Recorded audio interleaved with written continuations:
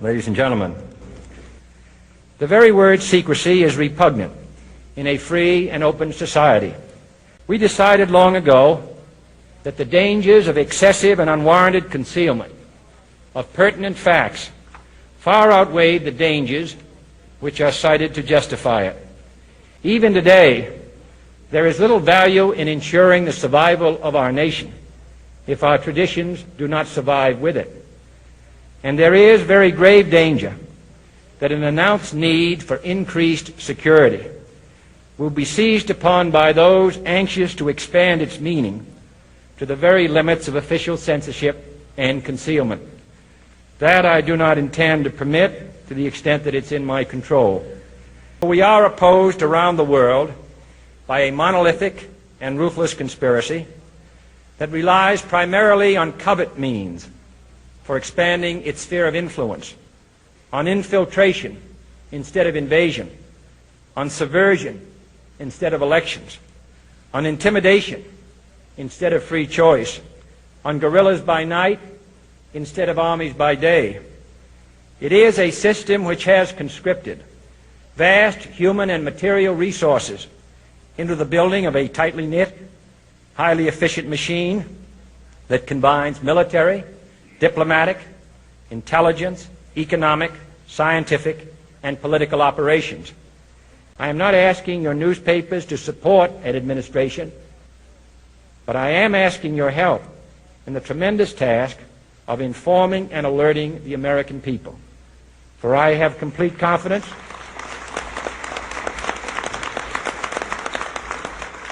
in the response and dedication of our citizens whenever they are fully informed. I not only could not stifle controversy among your readers, I welcome it.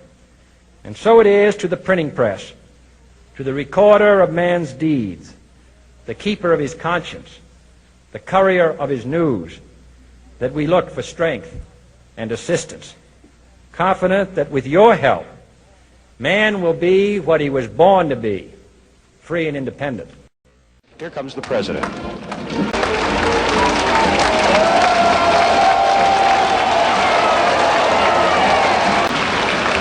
As you can tell from the reaction, that's Mrs. Kennedy coming in. She's been standing outside in the kitchen waiting for the introduction of the guests at the head table to be completed. Now she is moving up to the front of the ballroom, mounting the dais. For the ladies in the audience, she's wearing a pink outfit trimmed in black. If I knew more about it, I'd tell you the kind of material. It looks like a nubby material, wool of some type. And with the chilly weather outside today, this is probably very appropriate. Introduced myself in Paris by saying that I was the man who had accompanied Mrs. Kennedy to Paris. I'm getting somewhat that same sensation as I travel around Texas.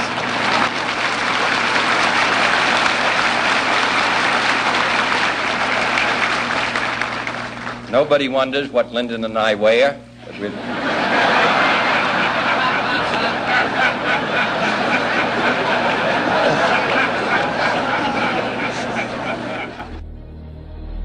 The Dallas police had in effect, at the time, the most stringent security arrangements that they have ever attempted here.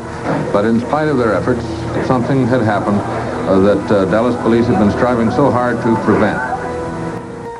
What was a wonderful welcome in downtown Dallas has become a scene of indescribable horror as hundreds of people crowd outside the back door to the emergency room here at Parkland Hospital. Faces are ashen white, and people are wondering, is our president going to live? I beg your pardon? Let's go back to the network now and see what they have.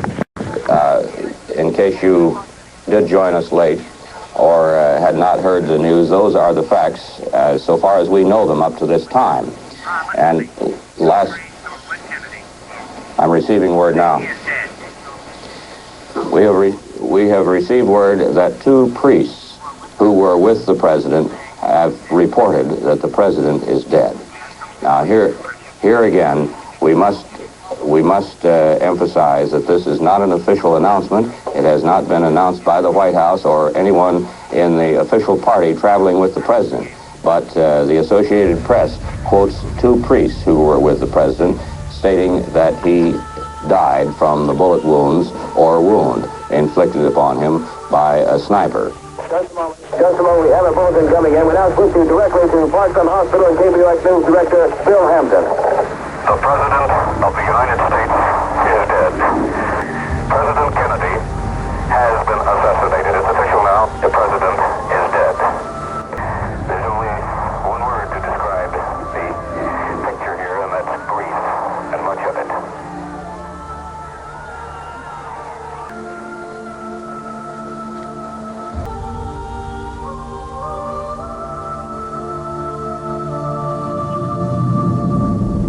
This is Ed Hogan of WFAA Television in Dallas, Texas. We are standing on the grounds of Parkland Hospital, where President Kennedy was brought just a few hours ago and has died, as most of you have already know. We want to possibly talk to some of the people here who are... Just can't see why anybody would want to shoot Mr. Kennedy for all the things he's done for us. Now, on June 4th, 1963, President John F. Kennedy signed Executive Order 11110, which authorized the U.S. Treasury to start printing a new form of the silver certificate called the United States Note. John F. Kennedy issued $4 billion worth of this new cash money, free of debt, free of interest, and it was enough money to allow the nation to conduct its business without needing to involve the private Federal Reserve Bank. And as soon as Kennedy was assassinated just 5 months later, no more silver certificates were issued. The United States notes were pulled out of circulation and destroyed.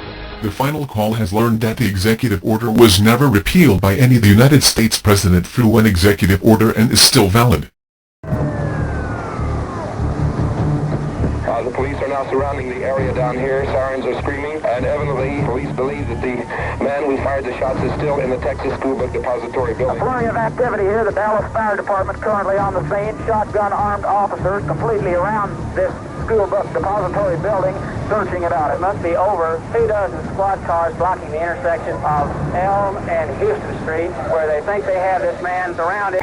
From where I am, the police have 2 witnesses. They are bringing them in now. I'm in the Texas School Book Depository building. They're bringing some witnesses in now. We will try to learn further and relay word to the station. Stay tuned for further details. Joe, Jerry Hill with the Dallas Police Department just leaned out a window there. It looked to me like he was on the 4th floor and told police to call the Dallas Crime Laboratory to the scene. Apparently they found some shells there in that room here in the Texas School Book Depository building.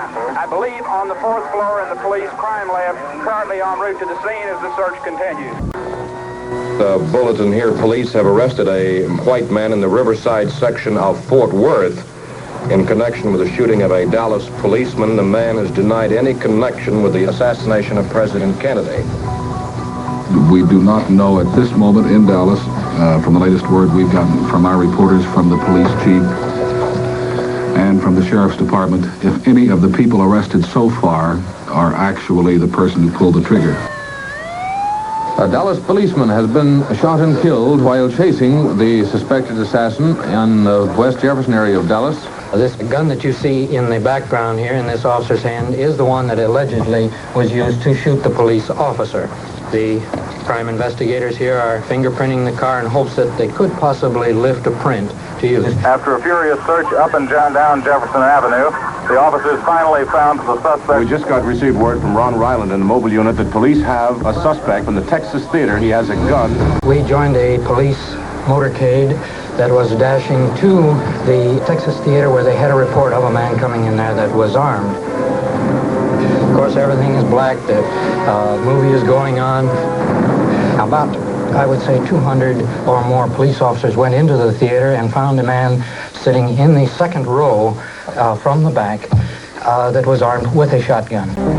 The officers pulled him out through the doors with him screaming, "I protest this police brutality." He was really fighting them all the way, kicking and screaming and hollering. The officers threw a cordon around him. The people stomped the cordon down. They brushed past the police officer and tried to grab the man, shouting, "Murder him," and tried to get to him. And I dare say if they had have gotten to him, that they would have pulled him to pieces. Dallas is in an uproar. This is new information we've just received. The man seized is identified as Lee H. Oswald. That's the first indication we have of his name. Here is the suspect. We roll it, please. The suspect is given. Back against the wall. All right, these people have given me a hearing without legal representation or anything. Did you shoot the president? I didn't shoot anybody, no, sir. You just heard Oswald, who said he did not shoot anybody. You don't have to push. I'm being pummeled here. Being pummeled very heavily. You just heard Oswald say, I did not shoot anybody.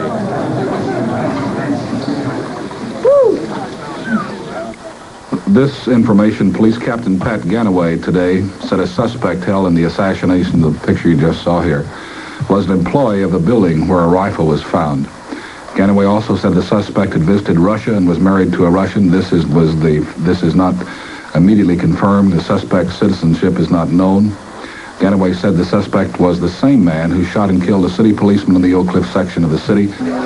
A bulletin from Dallas. Police today seized Lee H. Oswald, identified as chairman of a Fair Play for Cuba committee, as the prime suspect in the assassination of President Kennedy. In the meantime, there's more information on his background. The report now is that he was picked up in New Orleans not long ago and fined $10 for distributing communist literature.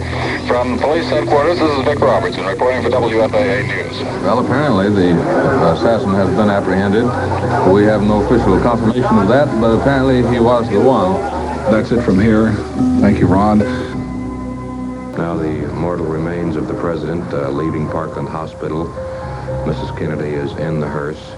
All of the curtains drawn.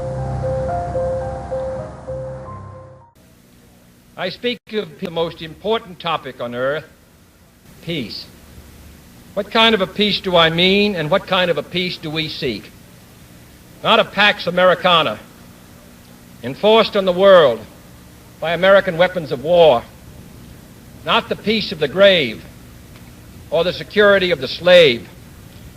I am talking about genuine peace, the kind of peace that makes life on earth worth living, the kind that enables men and nations to grow and to hope and build a better life for their children. Not merely peace for Americans, but peace for all men and women. I speak of peace because of the new face of war. Every thoughtful citizen who despairs of war and wishes to bring peace should begin by looking inward, by examining his own attitude towards the possibilities of peace, towards the Soviet Union, towards the course of the Cold War, and towards freedom and peace here at home. First, examine our attitude towards peace itself. Too many of us think it is impossible, but that is a dangerous, defeatist belief. It leads to the conclusion that war is inevitable, that mankind is doomed, that we are gripped by forces we cannot control. We need not accept that view. Our problems are man-made, therefore they can be solved by man. The bronze casket was put on Air Force One, the president's plane. Mrs. Kennedy came in without assistance. Her hose on both legs was virtually saturated with blood. There was also a quantity of blood on her dress.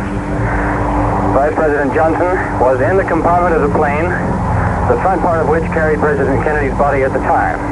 We don't know for sure because none of the White House staff knows for sure, but probably at this moment, this country has a new president. Vice President Lyndon Johnson was whisked away from Parkland Hospital about 1 o'clock to some secret location, and we've just been told that the purpose of whisking him away was for the purpose of officially swearing him in and making him the new president of the United States. And we've just been told that Vice President Johnson will be sworn in at Love Field within the next few minutes. We'll try to bring you details of that event as they happen. Walter Evans reporting from Parkland Hospital. We're now going to the airport. Judge Hughes, who was herself appointed by President John Kennedy, was crying as she performed the ceremony. And Lyndon Johnson repeated after Judge Sarah T. Hughes, I solemnly swear that I will faithfully execute